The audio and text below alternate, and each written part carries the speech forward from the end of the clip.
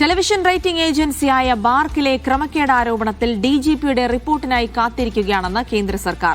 ബാർക്കിലെ ജീവനക്കാരന് കൈക്കൂലി നൽകി ടിആർപി അനുകൂലമാക്കിയെന്ന കെ സുധാകരന്റെ ചോദ്യത്തിന് ലോക്സഭയിലാണ് മറുപടി. സ്വതന്ത്ര ഏജൻസി വഴി ഫോറൻസിക് അന്വേഷണം ആരംഭിച്ചതായി ബാർക്ക് അറിയിച്ചെന്നും കേന്ദ്ര സഹമന്ത്രി എൽ മുരുകന്റെ മറുപടി. ധനസുമോദ് വിവരങ്ങൾ നൽകും. സുമോദ്, പാർലമെന്റിലടക്കം ബാർ ക്രമക്കേടുമായി ബന്ധപ്പെട്ട ചോദ്യങ്ങൾ ഉയരുന്നു. എന്തായിരുന്നു ചോദ്യം? അതിന് നൽകിയ മറുപടി.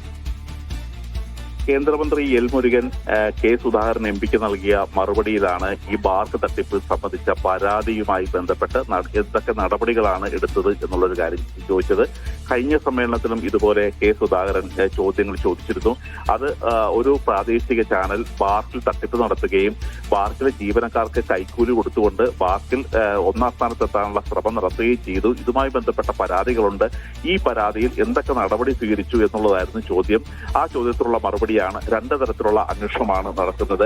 ഒന്ന്, കേരള പോലീസ് പ്രത്യേക സംഘത്തെ ഉപയോഗിച്ചുള്ള അന്വേഷണം നടത്തിക്കൊണ്ടിരിക്കുന്നു. രണ്ടാമത്, ബാർക്ക് തന്നെ ഫോറൻസിക് പരിശോധന ഒരു സ്വതന്ത്ര ഏജൻസി ഉപയോഗിച്ച് തന്നെ നടത്തിക്കൊണ്ടിരിക്കുന്നു.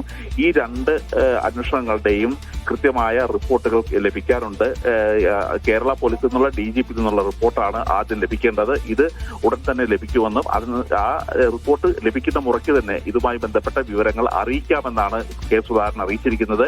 അതായത് കഴിഞ്ഞ സമ്മേളന കാലത്ത് നൽകിയ ശീതകാല സമ്മേളനത്തിൽ നൽകിയ അതേ മറുപടി തന്നെയാണ് കെ സുധാകരൻ വീണ്ടും നൽകിയിരിക്കുന്നത്. ബാർക്ക് തട്ടിപ്പുമായി ബന്ധപ്പെട്ട് കേരള പോലീസിന്റെ റിപ്പോർട്ട്, DGP റിപ്പോർട്ട് ഈ 3 മാസമായും പാർലമെന്റിന് സമർപ്പിച്ചിട്ടില്ല. അല്ലെങ്കിൽ പാർലമെന്റ് ഇത് വാങ്ങിയെടുത്ത് മന്ത്രാലയം നടപടികൾക്കുമായി എന്തൊക്കെ എടുക്കുന്നു എന്നുള്ളൊരു കാര്യത്തിൽ MPക്ക് കൈമാറുന്നില്ല എന്നുള്ളത് തന്നെയാണ് എടുത്തു പറയേണ്ട വസ്തുത.